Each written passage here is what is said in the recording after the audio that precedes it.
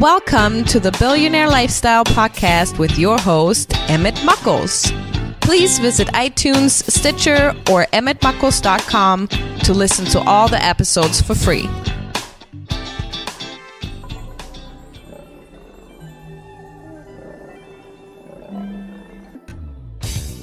Hey, ladies and gentlemen, welcome to the Billionaire Lifestyle. This is your host, Emmett Muckles. We are back at it again. I have a wonderful guest for you today, Clayton John Ainger.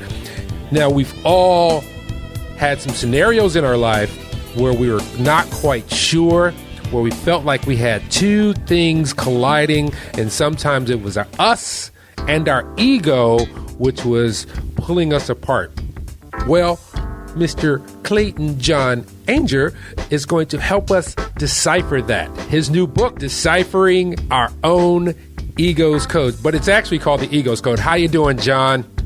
Clayton, Ainger, Clayton, John, Ainger.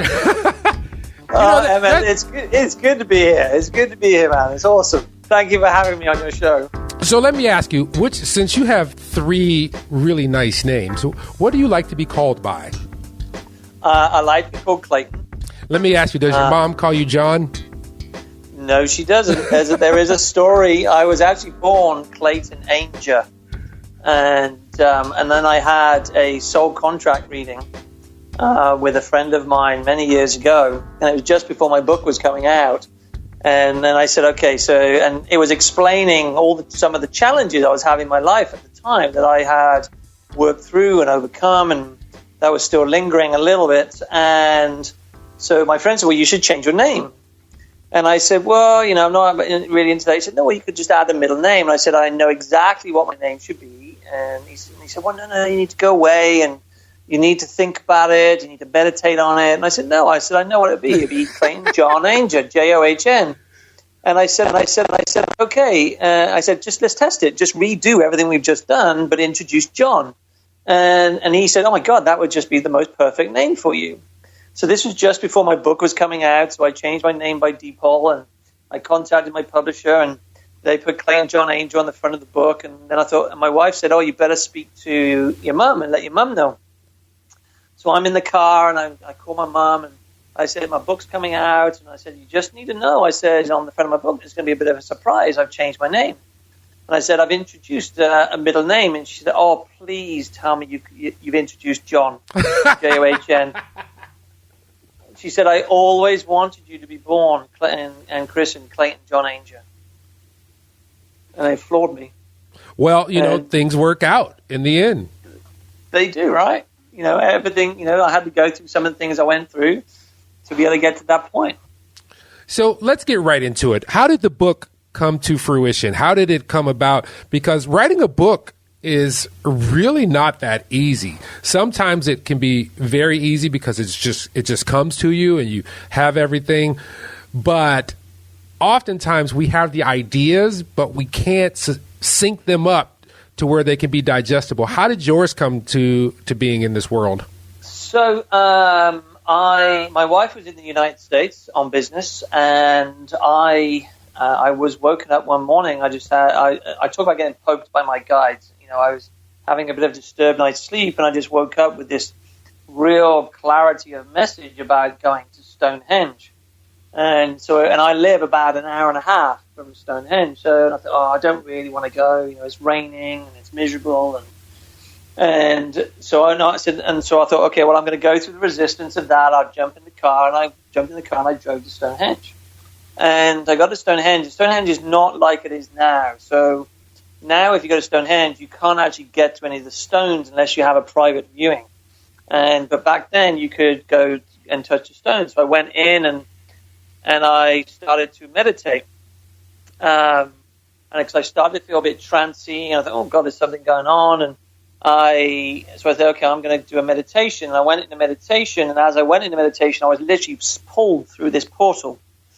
And I found myself surrounded by Druid masters and teachers, and they gave me this information about the true purpose of the ego and the true purpose of why we experience negativity. In the beginning, it was just 3 words: the ego teacher. And I thought, okay, that's really interesting. And then they also said that people don't understand the true purpose of the ego and the true purpose of negativity. So then I found myself back at Stonehenge. About an hour had gone by, and I thought, okay, this is really interesting. And literally, probably for about the next 2 to 3 months, every day I was like getting little bits of mini information that would come through. I would be walking down the street, I would be maybe working out in the gym, and I would just get images, either be a visual image, or it would be words, or it would be a stream of consciousness. And so I just started to write it, all down, and didn't have any judgment around it, didn't have any attachment around it, and then eventually became a bit like a jigsaw, and started to put these pieces together. And then I thought, okay, well, I need to write a book, but there's a lot of fear there. And I thought, okay, well, I'll tell you what I'll do. I'll spend thousands and thousands of pounds and go and work with somebody to help me to write a book. Because then if I spend lots of money, then I'll write the book. No, that doesn't work. So what eventually happened, I wrote the first draft of the book, but I was very head-driven. It was very logical in terms of what I was writing. And so what I then did is, okay, I started to procrastinate. My corporate business started to take off, and I started to procrastinate around the book, and I couldn't get going with it. And I thought, okay, I'm just going to leave it. And then my publisher contacted me in January, and she said, if I don't have your final draft by the 28th of February, which is about a month later, she said it won't be published for another year. And it literally gave me the kick that I wanted. I literally sat in meditation. I pulled together all the bits and pieces. There were Post-it notes and streams of consciousness all over the wall. And I just put it all together and I just wrote the book over 4 weekends. And one of the greatest gifts that my wife gave me at the time was, she said, why are you not letting anybody read it? And she said, actually, that's true. She said, why are you asking other people to read it and not me? and I said, well, I'm terrified about what you're going to think and what you're going to say. And she said, just give me the book. And that's she said, what I do.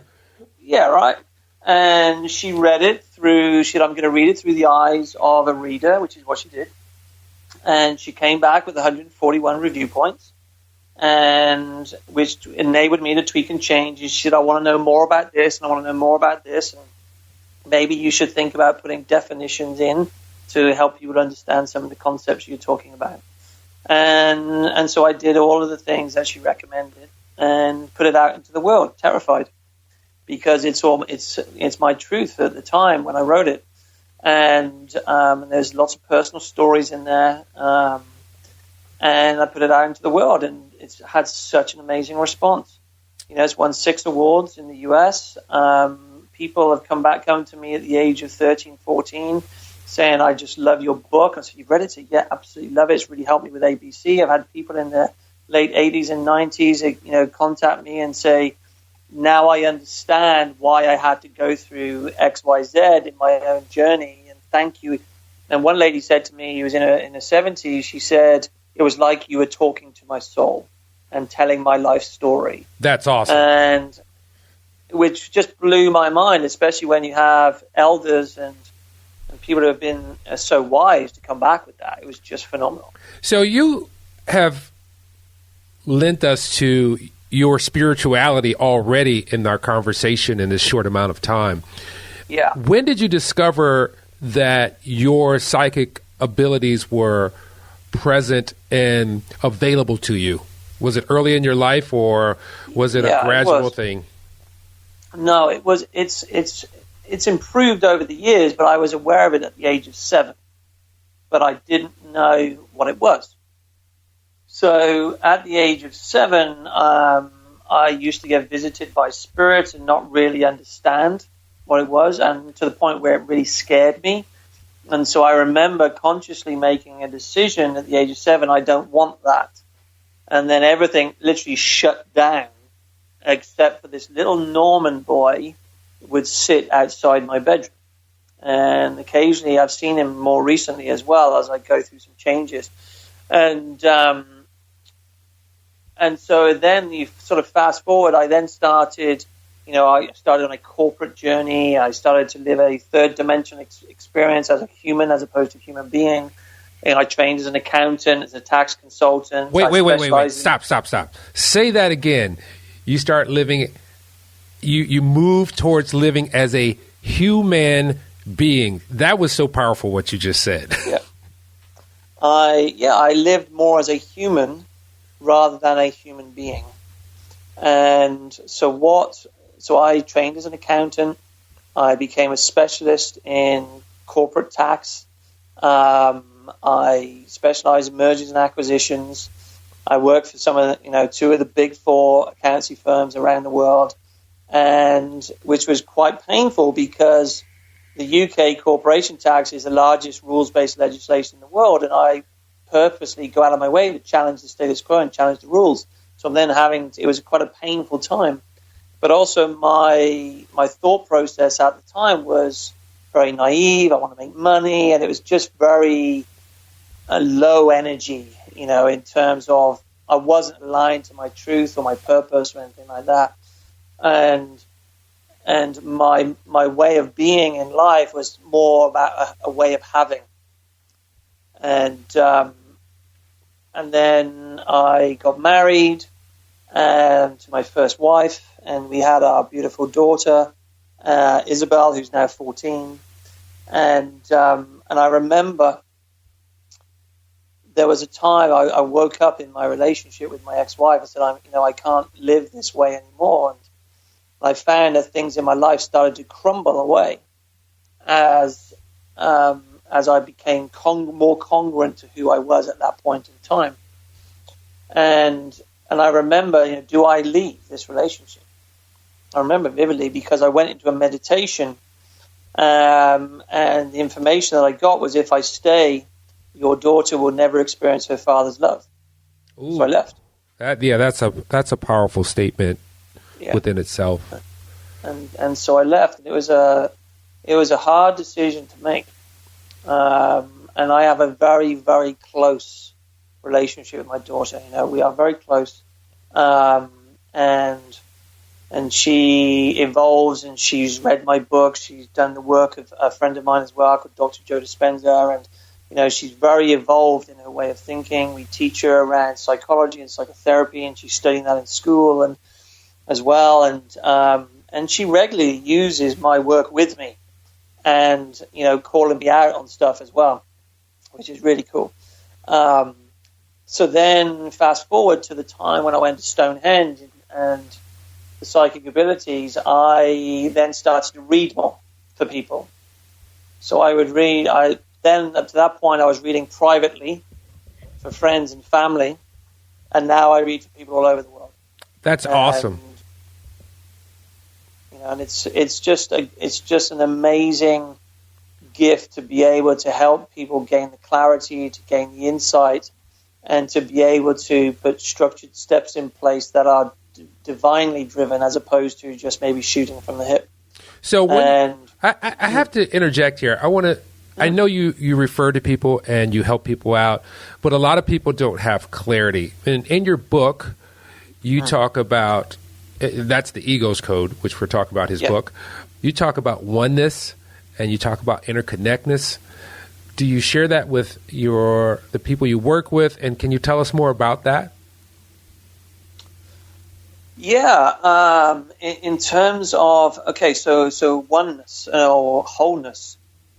A lot of people say to me that that they feel like there's something missing, and that's because there is, and because everybody in the world is on a soul's journey, and every soul's journey that is on a learning journey, and part of that learning is to heal the soul. So every time we experience a trauma in life, it creates a tear in the soul, and part of the soul goes to a place in consciousness where it feels safe. So what that means is that when you have that hole or that tear in the soul, that hole or that tear gets filled then with all the negativity associated with that trauma, and it gets sealed off. And then at the point of incarnation, our higher self, which is our true self, which is our whole self, which is omnipresent, and that is everywhere, and omnipresent is wholeness and everywhere. What happens is that then splits into two. And so you have, keeping the numbers clean, 99% of it is the higher self, which is omnipresent, it's everywhere, it communicates gratitude and joy and goodness, and it communicates through the heart, and it's just a beautiful, beautiful essence of who we are, the truest essence of who we are. And then there's the 1%, which is created out of the wholeness and the higher self, which forms the ego.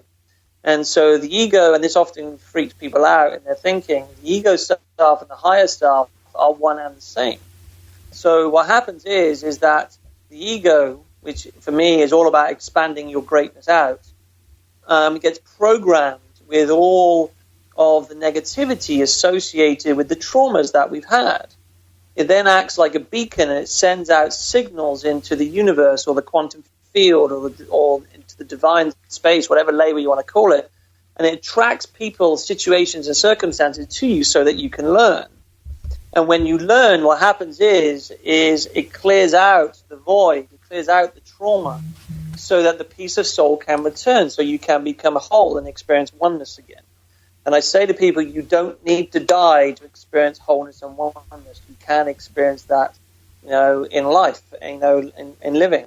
And so being on a soul's journey, we have learning that we need to learn, and each soul has 2 or 3 core things that we need to learn. And the learning is arisen because of trauma, that sort of tear or a hole in the soul. And part of the soul leaves and goes to a place in consciousness where it feels safe. So people regularly say to me, I feel like something is missing. And I say, that's because there is. Part of you is not there. And so what happens is at the point of birth and incarnation, our whole self, the whole self where we experience oneness, which is our true divine higher self, splits into 2. And 99% of it remains the higher self. And that higher self is omnipresent, it's everywhere, it communicates through, and it's there, and it holds the answers to the lessons that we need to learn. But the other 1%, which is the splinter that comes off of the higher self, creates, and it's a creation from the higher self, the ego self. So the ego self and the higher, and together they represent wholeness and oneness. So what happens is the ego gets programmed with all of the lessons that we need to learn, all the negativity associated with the trauma that we've experienced. And it acts like a beacon, and it sends out signals into the universe or the quantum field or the divine spiritual system, whatever label you want to call it. And what then happens is it attracts to us situations and circumstances for us to learn from. And then when we learn, what happens is it clears out the tear within the soul. It clears all that out and all the negativity out, and allows the soul to return so we can experience wholeness and oneness again. So I say to people on my events, which is all about soul healing and soul rejuvenation, that we don't have to die to experience wholeness and oneness. But the challenge with society today is that we have been conditioned that negativity is bad. And when we experience, it's not bad, it's just energy. And all energy can be transmuted into something that is powerful, and it can be used as a force for good, as a fuel for good in our life. That is a trajectory that can take us to the place that we want to go. But we have to pay attention to it. But we ignore it, we sweep it under the carpet, we try to avoid it. And when we do that, then we go into a repetitive pattern, which is why the same thing keeps happening over and over and over again, which is why people keep putting weight on when they lose weight, or when they keep attracting the same type of relationship, or they keep making money and losing money. And, it's an on, whatever those patterns are, it's all linked into the soul's journey and the traumas.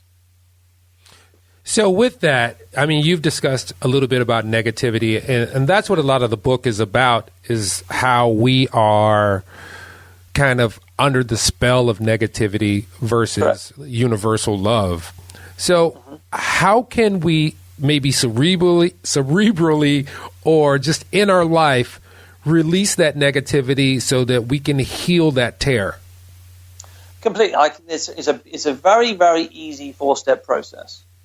what flows through this. So my whole focus for this year is around self-love, self-care, and congruency, and taking care of the community as well as yourself.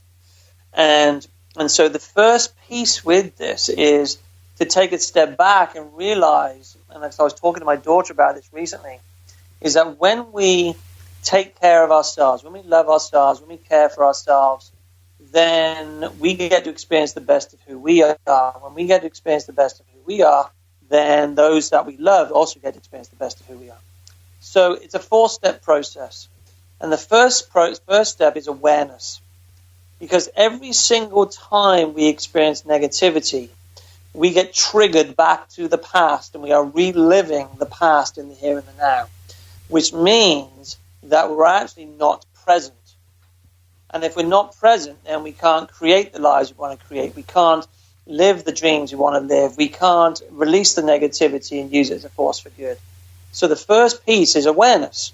And so awareness creates presence.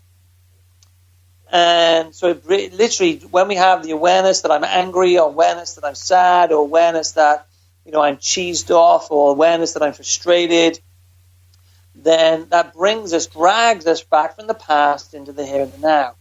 But it doesn't lock us into the here and now. What locks us into the here and now, so we can actually do something about it, is acknowledgement and expressing gratitude for the negativity. So when you acknowledge I'm angry, when you acknowledge I'm frustrated, when you acknowledge that, you can actually then start to engage with it, because you're not in it. If you're in it, you can't do anything with it. So what I do when I start to acknowledge it, if I'm experiencing fear, or if I'm experiencing anger, or if I'm experiencing confusion or frustration, I will put that energy in a chair, and I'll do what they do in psychotherapy circles, is I would do 2 chair work. So I would have a conversation with that fear, and I say, look, fear, you are energy that I need. So what is it that's going on between us? What am I afraid of? What is making me angry?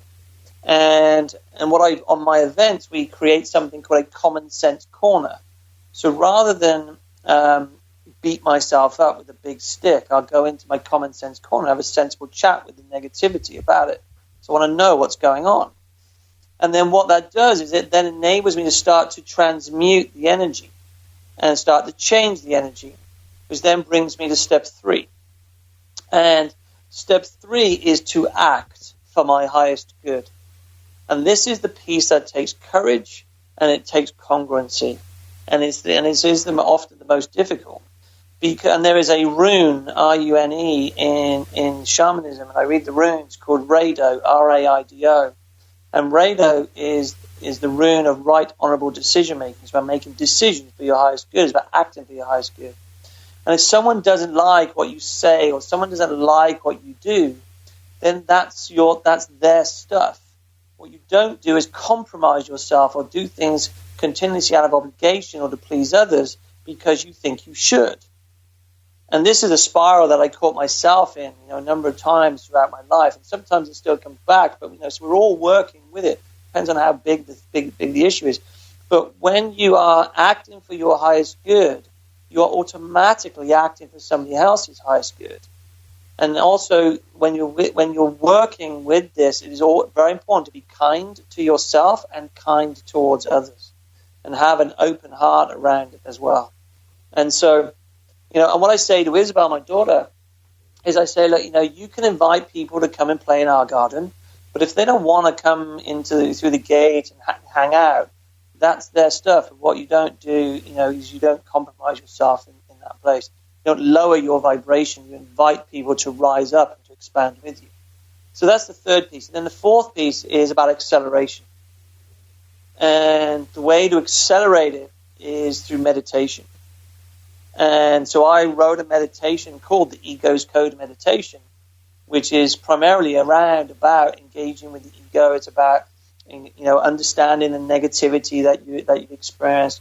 What is the learning associated with that? And every single time you do the Ego's Code meditation, you actually receive a soul retrieval. So the pieces of soul that you lost come back. And regularly, people have messaged me and emailed me and said that when I've gone through a tough time, They've worked with the Ego's Code meditation, and it's really helped them. But it doesn't necessarily have to be just the Ego's Code meditation. Any meditation is really, really good. So for example, sometimes I will do Tom Kenyon's planetary meditation, and that's fantastic. Moving energy, a lot of different meditations from Dr. Joe Dispenza. So he's got a great morning meditation. He's got a great tantric meditation. Some of his energy centers meditations are fantastic. So again, it doesn't have to be mine, but meditation accepts growth because you're connecting with the divine, you're connecting with your divine self, and it's a very, very powerful process that we go through. And there's been so much medical research done around meditation now and the healthy benefits it has for us as human beings. And what actually happens is this, from a neurological... You had a, Sorry, go on, Emmett. You had a story that you were talking about when you were being caught speeding, because, we've just talked about like the negativity. We're getting into, and there's a couple other things, because I wanted to ask you about the mantras, but the story about you being caught speeding kind of pops out at me.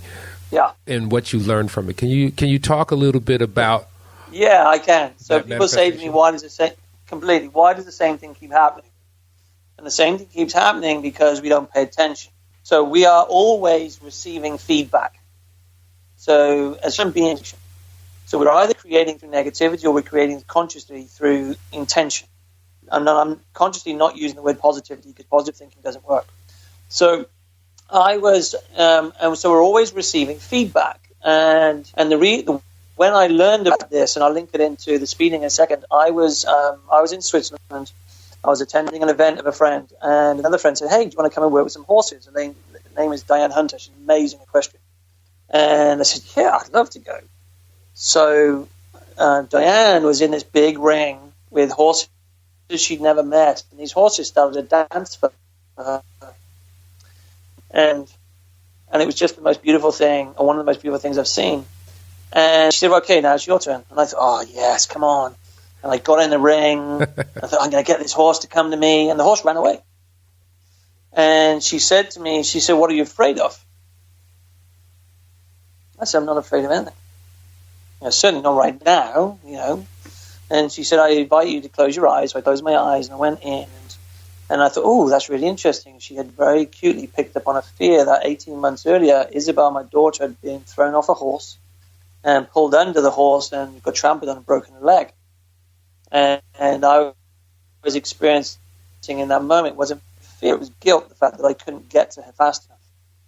And so we went through a little process around awareness, and then acknowledgement, and then, acting for my highest good so I could release the energy. And then we played the horse again. The horse came to me. And she said, "We're always receiving feedback. It just depends on whether we're paying attention to it." So, coming back to the speeding. So, in the UK, we have speeding cameras. And if you get caught speeding, you get 3 points on your license. And you get a fine. And if you get to 12 points, you can lose your license. And so I was driving down the highway in the UK, and I was speeding. I was going too quick. And all of a sudden, I saw the speed camera, and it flashed in front of me. I thought, "Oh, damn, I've just been caught." 3 points on my license. A few months later, I was driving down another highway and got caught again. 6 points on my license. And then my wife was driving down a motorway in the UK, and she got caught. And so this is like a big spiral, and we're approaching the center of the spiral. So Lindsay got caught, I think 3 or 4 times, and was on the verge of 12 points, and I was on 9 points, and I thought, okay, this is, at this point we started to pay attention because the pain and the consequences were on the verge. And so then what happened was we were running a corporate training event for a client in the UK, and we had a break, and Lindsay was moving from the canteen back into the training room, and she slipped on the floor. And she was moving quickly, but she slipped on the floor and broke her ankle. And I thought, okay, so there's something around us now about speed, about slowing down, about being more present, and we started to notice and observe the feedback. And then we were really at the center of the spiral at this point, and 4 or 5 weeks later, I was driving into the hospital to have a cast check, but she went in an ambulance because I was driving. I wasn't driving quickly, but I wasn't paying attention. And there was this bright sunlight in front of me, and I was driving on the left-hand side of the road as we do in the UK, and the sun was so bright I didn't see the car in front of me that was parked halfway on the pavement, halfway on the road, and I went straight in the back of it. Ooh. And so, we learned some valuable lessons. For each of these points, the pattern of those points is we could have got it at the first one. We could have got it the first time we got caught speeding. But we had to wait until the pain got so intense that we actually learned about the consequences, the impact of that. So from that point on, we made a number of changes in our life around slowing down, being more present, being more conscious. But my body also communicates with me about 3 to 4 weeks in advance if I have any challenges or issues around corporate contracts or money or anything like that. And so that's feedback coming from my body to me. I've attuned myself to become aware of it.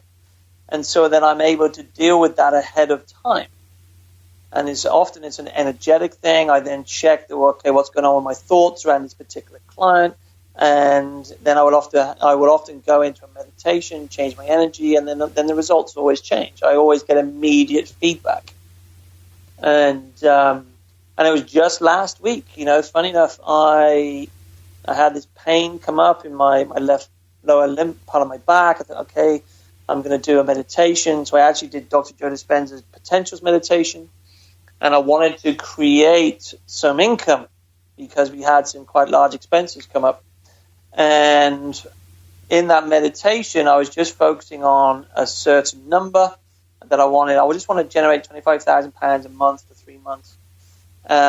Just to cover a few bills that we had coming in. And that same day, literally as soon as I got off the meditation, I was just going through my emails, and I found a purchase order from a client for $40,000 that I was not expecting.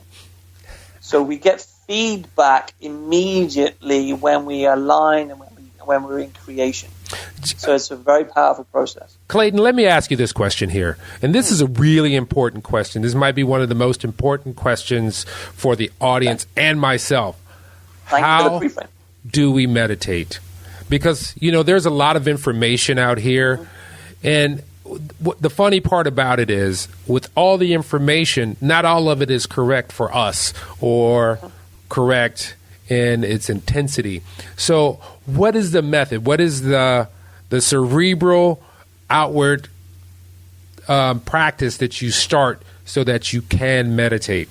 So, and I was mentioning that, when I ran my event recently in Toronto, and we do lots of meditations over the course of the event. And so this lady came to me, and I said, okay, I never did it before. I said, okay. I said, so sit in the chair. So she sat down in the chair, and I said, okay, now stand up. And she stood up, and I said, now sit down. And so she sat down, so I said, stood up. And I was having some fun with her around.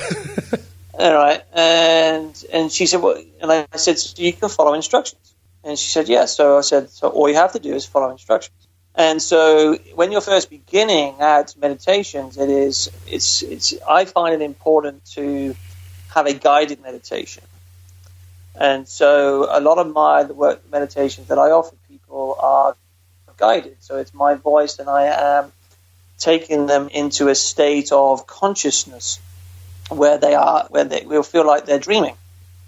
And they will often feel like they're semi-awake and they're semi-asleep. And this is because there's changes in the neural pathways in the brain, and the brain waves are changing. And so when you first begin to meditate, you can do a guided meditation, and you can sit in the chair or you can sit in the floor, and you can just close your eyes and focus on your breathing. And if you research meditation and its meaning, a lot of it is all just about being with the self. It's very much centered around reflection and contemplation. And it often depends upon the meaning and the message and your intention for it. I know men and women who their meditation practice is running. Because often people think that you have to sit and be. And actually, that's just one way.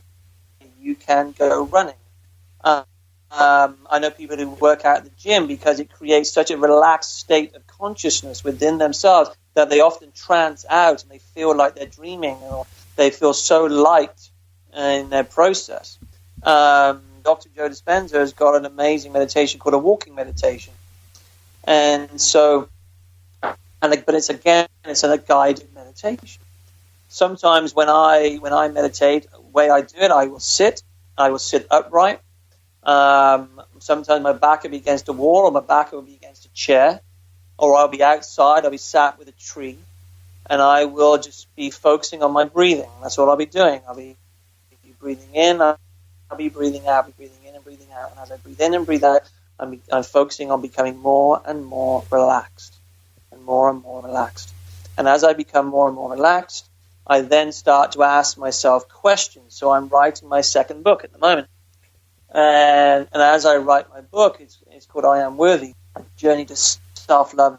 And every day I'm getting up in the morning and I am meditating. I'm just going into a gentle state of consciousness to focus on my book. And I'm asking questions of my unconscious mind. I'm asking questions from the divine in terms of, okay, so what do I need to know about worthiness?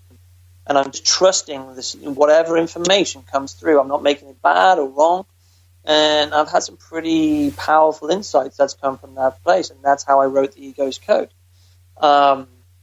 So meditation a lot of it is very much centered about relaxation, contemplation, about stillness, about being with you, about being present with you. But medical research is now showing that it's having such a fundamental change in the body. You can actually unwire and rewire the neural pathways in the brain.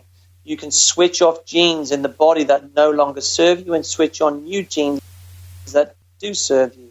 And there are medical miracles out in the world of people who've healed themselves through meditation or through deep different types of breath and breathing. And so it's a very powerful process that I would highly recommend. But here's the most important thing about meditation.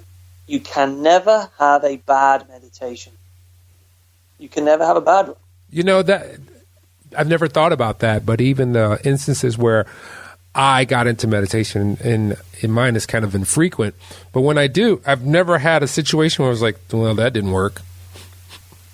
Yeah, and sometimes I need to control my thoughts. So, sometimes my thoughts will go off, and I say, no, I'm bringing myself back because I want to come back into that state of consciousness, that state of being, that state of presence with myself.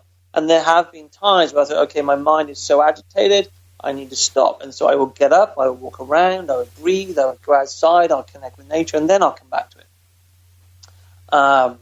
And for me personally, I never meditate when I'm tired, but that's just my own personal preference. I know people who have incredible meditations when they're tired. Sometimes I will get up at 4 a.m. in the morning when the melatonin is the highest in the body, and I will meditate at 4 a.m. in the morning just so that I can start to have a different type of meditation. Yeah. And can you tell us how? So I recommend practice. Can you tell us how mantras come into play with that as well? Yeah. So mantras. They're a tool that we can, that I use, which can move us from a scattered thought and, an outward focus to a focused thought and an inner focus. So in my book, I talk about the different stories that we tell ourselves that cause us to get in our own way. So, for example, we may have a story that I can't think for myself. So the mantra, which I will often say is, my thoughts matter. And I can easily think for myself. And what that does is I repeat it. I don't just say it once. I'll repeat it. My thoughts matter. And then I will breathe into that. My thoughts matter. And I can think easily for myself. And it really centers. It really grounds me. There's another one, which was a big one for me, around feelings. And in my book, it's story 3, which is I don't feel. And so the mantra or the focus that I have on there is that my feelings matter. and I can show or share my feelings if I choose to, because then that puts me into a place of power and congruency associated with that. And so the mantras just focus, and they ground you, and they enable you to gain some clarity about yourself. And I often find that the mantras that are in my book or mantras I've used with other people, they enable me to gain clarity and focus of the direction that I'm going in. Awesome. So where else can people find out about your works, find out about your workshops, get your book? Just tell me everything. I will tell you everything. I love that, Emmett. So the Ego's Code, it's available in paperback from Amazon.com. It's available on ebook as well from Amazon.com. Last year I recorded the audiobook, and I recorded the audiobook, so it's my voice. So that's also available on Audible, and I think about another 31 different locations. I'm getting it today. Thank you. That's awesome. No, this is the audio version, so then that way I can just kind of, since I've sat here and talked to you, to be like, Emmett, I'm going to sit down and read this book to you. And what goes with it is the Ego's Code meditation, and people again can get that from iTunes. They can get that from Amazon in download. They can go to cdbaby.com and they can download it there. I think it's the cheapest on iTunes at the moment for people who just want to get it quickly. There are free meditations which will be coming out on my website fairly soon. So my website, claytonjohnanger.com. Come and join our community. I've got a power animal meditation that's free. There's a new one that's coming out, which has got a shamanic rainbow healing, which takes us through all the energy centers, which is a really powerful process. I've got 6 different new meditations which are coming out this year. People can follow me on Twitter. So join my community on the website. Follow me on Twitter. Follow me on Facebook. I'm on Instagram. So those are the primary places. Now, regarding my events, so this year I'm doing events in London. I'm doing an event in New York. I'm doing an event in Toronto. I am doing an event in Colorado, and I've just been asked to do an event in Dallas, and I'm also doing one in Amsterdam. So it's a very powerful weekend. It's called a 48-hour soul healing and rejuvenation. We clear and cleanse out all of the negativity. We then help you to realign with yourself, and you receive 2 soul retrievals. And it's a very, very powerful but also playful 48 hours. Starts on the Friday night at 7 o'clock and finishes on the Sunday at 7 o'clock. But that's what I say to people about the timings, because we want to be in timelessness. So there's no clocks in the room. There's no phones in the room. We're now going in this year. We are encouraging people we're all going to one location so we can create a community, so we don't have to go home. We can just all be together. We can eat together. We can spend time together. We can nurture each other as well as go through the process of the workshop or the event.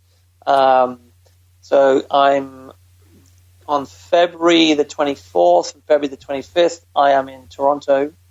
I'm running 2 different events. So one day, which is a one-day sort of taster, soul healing and rejuvenation one-day workshop.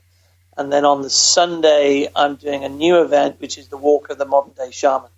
So I'm teaching people about shamanic sound healing, about how to read like I do, how to connect with animal spirits. So it's going to be a very powerful 2 days, but each event is a different, separate event. One last question before we go. I want to ask you, or give us some information about spirit guides. Yeah, absolutely. So spirit guides, so first of all, guides are like friends. They are with you for a season, a reason, or a lifetime. And there are different types of guides that are there. You will have ascended masters. So example of an ascended master, maybe from a writing perspective, which often come up, is like Rumi or Gandhi from or Nelson Mandela. I find these are ascended masters. Or you can have matriarchs that will come through. And ascended masters, they were humans on the earth plane, and when they died, they ascended. They then crossed over to the other side, and they guide us. You can have angels and archangels, and You can have family members who have passed away, and they are all with us. Just because we can't see them doesn't mean they're not there. The ones that I spend a lot of my time with and working with people are animal spirits. So power animals or animal spirits or animal totems, the different labels you can see in here, they are with us. They come through for certain purposes in certain ways to teach us, to guide us. And so, for example, the koala bear often will come through to people in terms of reminding them about how to be mindful, about wisdom, and also to not underestimate the power and potentials that we have. Or you have a snow leopard will sometimes come in for people, and the snow leopard is often about, it's a return of power to those that are already powerful with the promise of a new life. Or you have hummingbirds, which are often my very, very favorite. So hummingbirds, there's 300 different species of hummingbird. They are the only bird that can fly backwards, and their wings fly in a figure eight. And technically, they should not be able to exist. But actually, they do. And because they do, they represent the impossible being possible. And so, I often say to people, you can invite the hummingbirds in when you're having challenges around saying to yourself, well, this is impossible, I can't do this, or I don't have the experience. And they will often whisper messages to you or open up doors of opportunity for you so that you can get the right messages and the right learning and things to remember about your power so you can move forward. They are always there to help you. They are never there to hinder you. Awesome. Very, very awesome, sir. Well, I don't want this to be the only interview or conversation we have. So in a couple of months, I'm going to reach out to you again so that we can do more, because I know you always have more information. And I have lots. So we can catch up and get things going. One thing that I always say at the end of the podcast is, ladies and gentlemen, boys and girls, men and women, you are a divine creature. You are a spiritual being having a physical experience. And you have to recognize that, because even in my own day, I have these challenges that kind of crop up and just get me, and then I have to realize I have conversations like this that are my own guides. I mean, they come just at the right time. But you also have to look at yourself. And literally, I mean, look at yourself. Acknowledge that you are a being. Because before the mirror, we really couldn't do that unless we went to the lake's edge. But I want you to take some time and spend some time with your physical self so that you can get to know your spiritual self. Realize how special you are. Look into your iris that's in the middle of your eye. You will see that it is like a galaxy. And there are no two that are like. That lets you know you're special. So with that, when you look into someone else's eyes, know that they have their own galaxy inside. And you should treat those just like you want to be treated, meaning justly. And go with love. So use the attraction versus the repulsion. And remember, love is the highest vibration. Until next time, peace. Thanks, John. Clayton, Anger, wow. Clayton, Thanks, John. Emmett. I keep calling you John. That's okay. You're not the first. It's all right. You can call me John. You know, the John sticks out. And since we're on the show and I'm talking about, I'm going to call myself out just to let people know that I acknowledge when I mess up. But you know, I'm going to use this right now. So this man's name is Clayton John, and I keep calling him by his middle name. So something with that resonates with me. It sticks out, even though I have it clearly written in front of me. But in the context of this show, it's kind of a mess up. But that's okay. As long as you acknowledge it and move forward with your mess up and learn from it, it's a good thing. I would absolutely agree with that. And I was chatting to a friend of mine the other day. And she said, when you're a transformational leader in life or a transformational leader in your own life, when we have a mess up, people want to learn. So, truly is when I learn from the mess up and get to the other side of it. The challenge is, most people unconsciously choose to stay where they are, and they don't need to. And it's a very powerful journey that we're all on. And see, that was a lesson that just came up out of the blue. So, ladies and gentlemen, remember, don't be so hard on yourself. It's called living. It's called experiencing. Because when you make those little things in your life, and we make them every day, it's how you learn from them so that you can move forward. Don't let it resonate so hard, because sometimes some of the little things, the smallest things, will beat us down. Don't, just keep moving. Here's one of the most honest things I can say, because I've been there. If you feel like you're at the end of your rope, if there's just a little bit of rope left, tie a knot in that so you won't slide and you can keep hanging till you gain the strength to move up. Till next time, peace. Thanks, Clayton. Thanks, Emmett. Have a great day. All right.